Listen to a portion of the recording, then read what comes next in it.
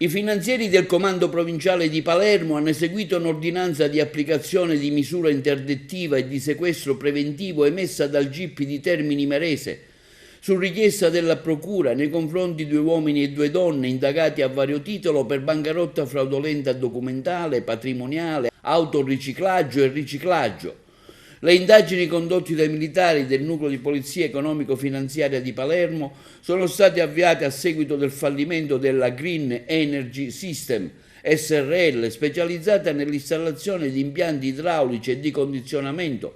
Avrebbero consentito di accertare che dopo il crack gli amministratori di diritto e di fatto avrebbero sottratto denaro al complesso aziendale della società in danno dell'erario e dei vari creditori. Secondo i finanzieri di Palermo sarebbe stato pianificato un costante prelievo di contante per svuotare le casse e sarebbe stata aperta una seconda società per proseguire l'attività con la stessa compagine, la governance, le stesse sedi legali operative e identici asset aziendali. Con questo schema sarebbe stato accumulato un passivo fallimentare allo Stato quantificato in oltre 230.000 euro. Per i 4 indagati il GIP ha disposto il divieto di esercitare attività di impresa per 1 anno, il sequestro preventivo di denaro per 404.000 euro e del complesso aziendale della neocostituita società Green High Tech SRLS con sede legale a Bagheria.